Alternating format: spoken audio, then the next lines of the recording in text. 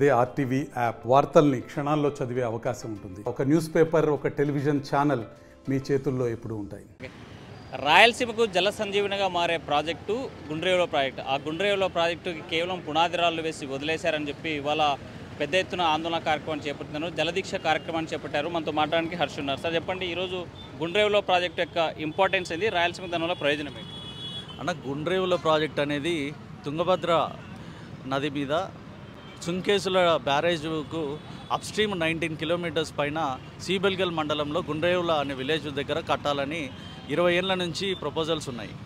అయితే ఒకసారి మనం జనరల్గా మాట్లాడుకుంటే టీబీ డ్యామ్ వచ్చేసి 135 టీఎంసీ, తర్వాత సుంకేసుల బ్యారేజ్ వచ్చేసి 1.2 టీఎంసీ. మరి 135 టీఎంసీ ఉన్న ఒక పెద్ద నీళ్ళ ట్యాంకులో నుంచి నీళ్ళు వదిలితే చెంబు లాంటి 1.2 టీఎంసీతో కర్నూలు జిల్లాకు మరి ఇతర రాయలసీమకు ఎట్లా నీళ్లు సరిపోతాయి? సో మన గవర్నమెంట్ కూడా వీటి మీద ఆలోచించాలా. మన ప్రాంతం నుంచే పెద్ద పెద్ద నాయకులు పోయినారు. ఎంతోమంది ఇరిగేషన్ ఎక్స్పర్ట్స్ కూడా రాయలసీమకు కేంద్రం సపోర్ట్ ఉంటే కానీ వాళ్ళు ఒడ్డున పడరు అనేసి.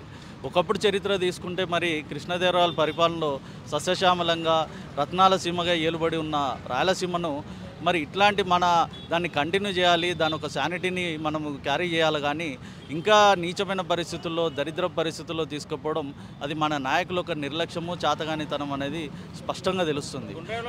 పూర్తయితే ఎలాంటి ప్రయోజనం కలుగుతుంది రాయలసీమ? గుండ్రేవుల ప్రాజెక్టు పూర్తయితేనా, ఫస్ట్ ఆఫ్ ఆల్ ఈ తుంగభద్ర డ్యాము దాదాపు 80 ఏళ్ళ నుంచి ఉన్నది.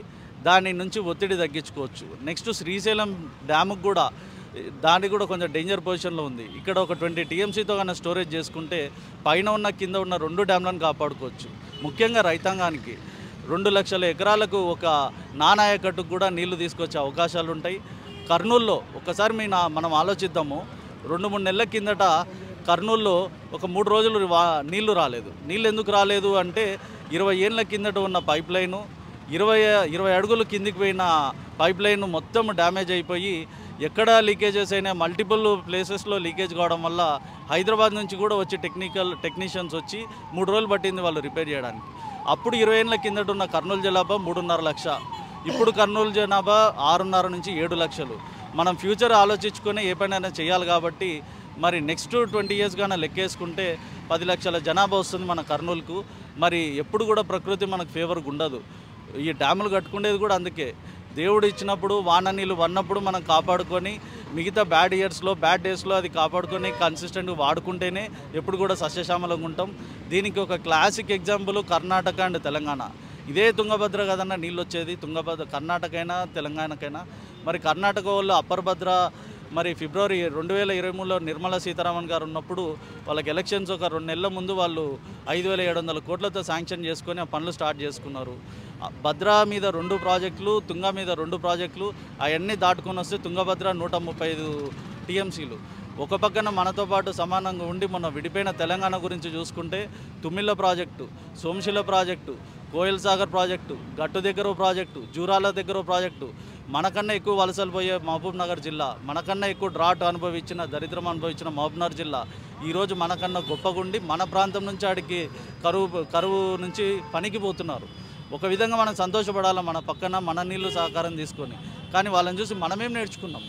ఇది చూసి అయినా మనం బుద్ధి తెచ్చుకొని ఇప్పుడున్న 2-3 సార్లు జీవోలు వదిలి అది పేపర్ వర్కే కాకుండా మాటల రూపంలో వదిలేసి చేతల రూపంలో గుండ్రేవుల ప్రాజెక్టు చేసి ఖచ్చితంగా ఇది సాధిస్తే చంద్రబాబు నాయుడు గారిని రాయలసీమ కాటన్ దొర అంటారు ఆయనను. ఈ యొక్క అవకాశాన్ని వాళ్ళు వాడుకోవాలా.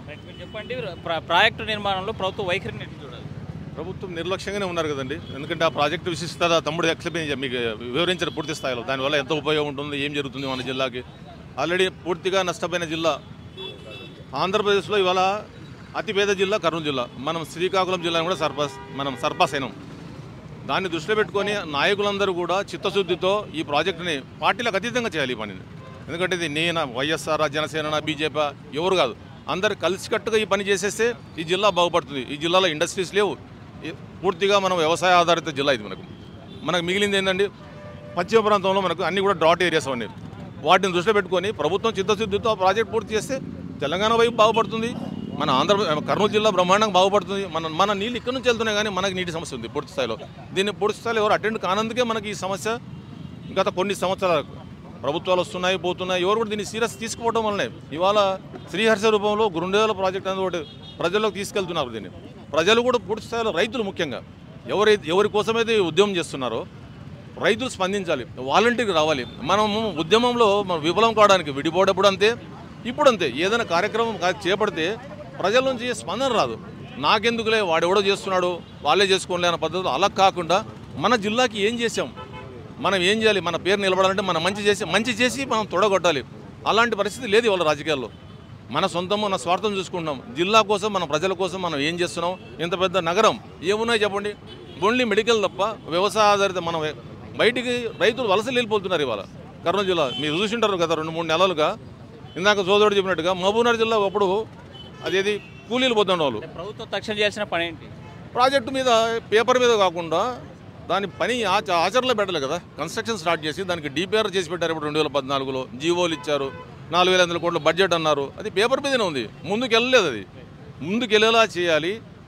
ఈ జిల్లాని పట్టించుకోవాలి అందరూ కలిసి. మనకు మంత్రి ఉన్నాడు, ముఖ్యమంత్రి గారు చంద్రబాబు నాయుడు గారు సీరియస్ తీసుకొని ఈ జిల్లా మరి వాళ్ళని కూడా సపోర్ట్ చేసింది కదా మొన్న. ఖచ్చితంగా వాళ్ళు దృష్టి పెట్టాలి దీని మీద. రాబోయే రోజుల్లో ఈ ప్రాజెక్టు చేస్తే దీనివల్ల ఎంత ఉపయోగమో వాళ్ళకి తెలియదు, అందరూ తెలుసు. కాబట్టి గవర్నమెంట్ని మేము కోరేది ఒకటి, గుండ్రేల ప్రాజెక్ట్ అనేది ఒకటి తీస్తే మీరు కర్నూలు జిల్లా బ్రహ్మాండంగా బాగుపడుతుంది. దాని తర్వాత నెక్స్ట్ కడప జిల్లా కూడా బాగుపడుతుంది.